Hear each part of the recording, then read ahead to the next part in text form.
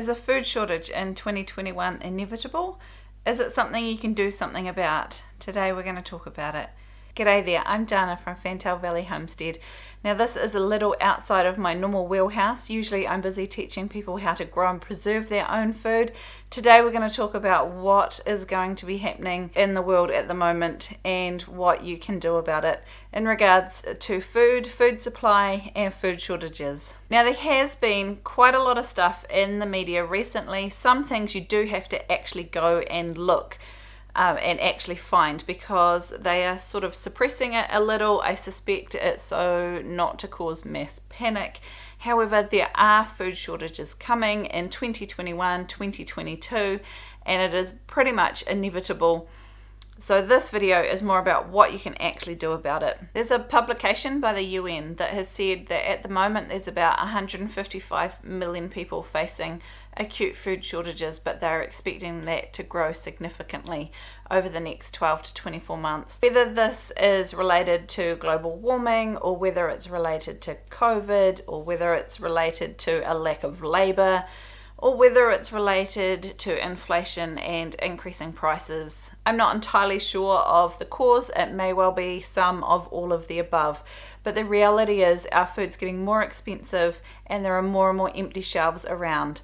Having talked to quite a few farmers, particularly in the US, but it seems to be happening around the world as well, there is a shortage of seed. There's a shortage of labour. There are quite a few droughts happening. California has just had all their irrigation water turned off, which of course is going to mean that most of their crops are not going to survive. China has just been through 3 massive bad growing seasons, and so they are importing commodity crops faster than they ever have. The US usually is a country that exports crops, but they're having to import them. There's quite a few places that we usually would rely on for these commodity crops that are struggling, or they're deciding not to export them to keep them for themselves. So I'm not going to go into all of this. I'll put a few links to some interesting videos below if you'd like to check those out. The main purpose of this video is they're probably coming. Here's what you can do to get prepared for them. You will notice that the things I was talking about are predominantly commodity crops. So they are rice, corn, and soy for the most part. So one of the first things you can do, and wheat, is to change your diet so that you're not relying on those foods quite so heavily. Those foods, of course, are predominantly in our processed food that fills our supermarket shelves.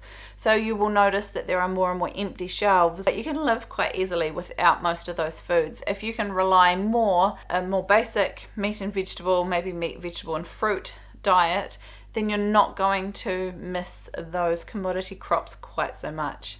I would say one of the very first things that you should learn to do, if you don't know already, is how to cook from scratch.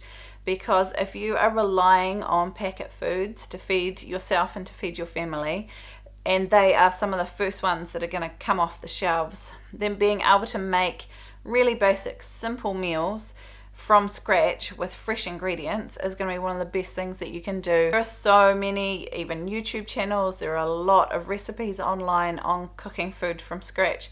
But honestly, most vegetables can be either served raw or as a salad, or steamed lightly in a little bit of water. Chuck some butter on top, fry your meat or grill your meat, however you prefer to do it, and you've got yourself a simple, really healthy, nutritious, delicious dinner. The next thing I'm going to suggest, and it's probably fairly obvious to anyone that knows my channel, is to grow yourself a garden.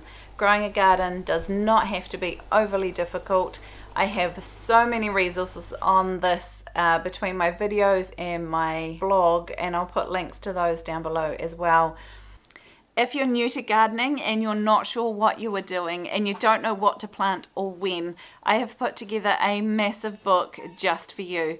It's 260 odd pages of what you need to be planting, when you need to be planting it, how to get a garden started, and a whole lot of other lessons that are really seasonally placed for you to learn along the way. I'll put those links in the description below for you.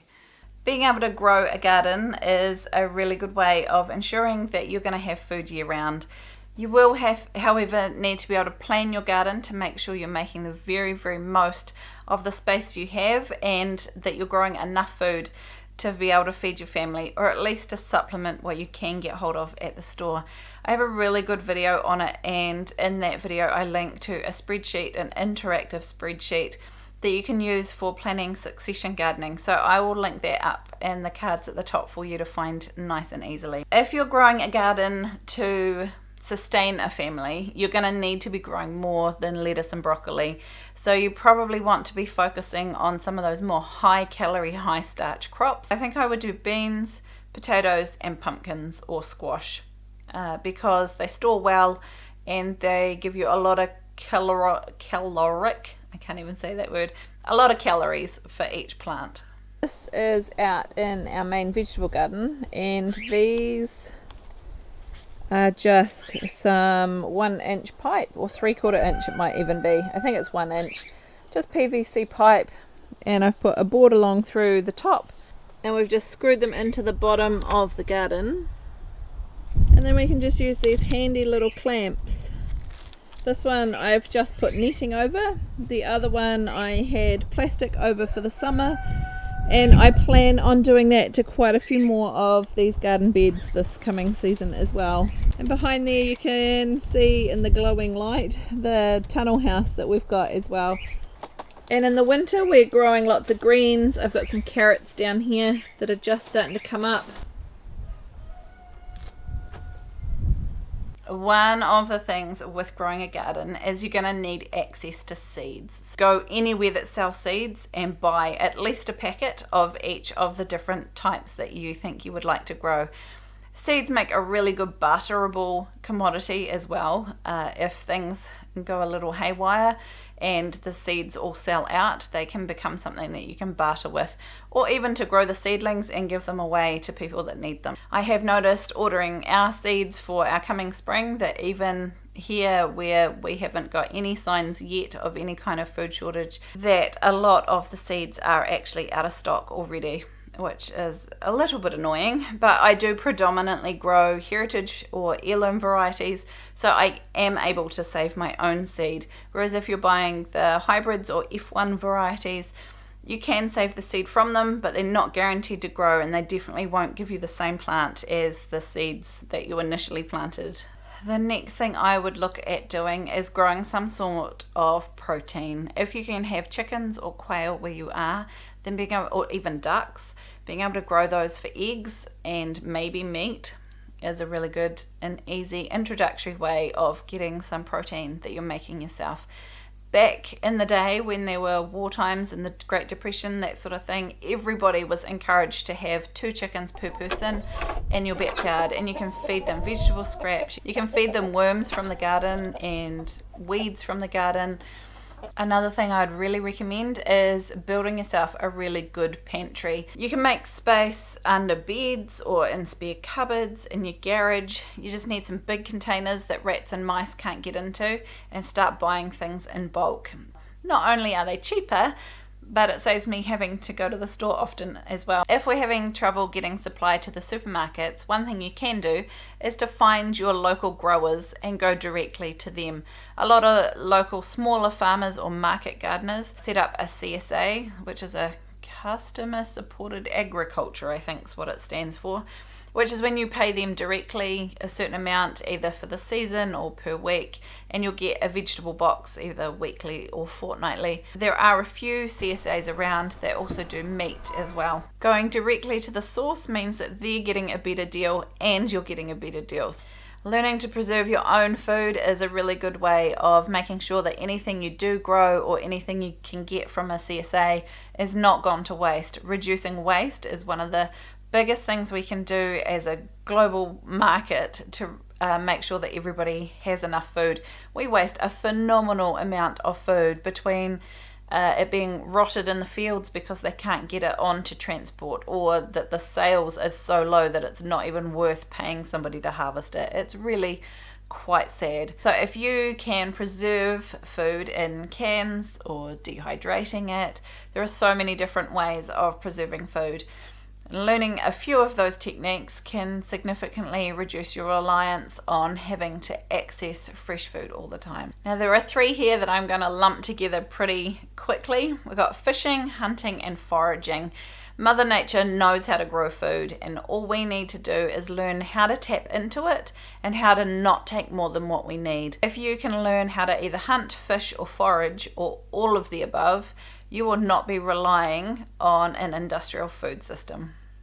If you have the space for it, I would also recommend looking into some sort of dairy source, whether it be a cow or a mini cow or a dairy goat, or even some of the mini dairy goats, and their milk can be used to make cheese. In fact, some even use it to make butter because their butterfat content in their milk is so much higher than some of the other dairy goats. And of course as milk for whatever you usually use milk for as well. Another option is also to raise bees. Bees will provide you with a sweetener so that you're not having to use sugar quite so much, or even at all if you don't want to. Bees are quite a learning curve to learn how to raise them well. If you are wanting to get into bees, I really recommend that you either do a course or get a good book, or hopefully get a mentor that can show you how to do it. And if you live in a place where you're not allowed chickens or you're not allowed a front yard garden, I would start lobbying your government to make it legal again for people to be able to raise their own food and not be reliant on the big companies that are making a large amount of money of people that are being told that they can't raise food at home. Now, this video was not supposed to be a scaremongering thing. I honestly believe that there are some food shortages happening, and I honestly believe that we can take responsibility for ourselves, our own families, to be able to make sure that we at least have some food on the go if this was to fully eventuate for us. I have so many resources to help people learn to grow their own food, and I'll put links to a lot of those down below. And I hope this video has been helpful for you. If you know anyone that would benefit from this, please share it with them. And if you haven't already, consider subscribing to our channel. We bring you videos twice a week on different ways to grow and preserve your own food and other little homesteading bits and pieces. Thanks for watching, and I will see you in the next one.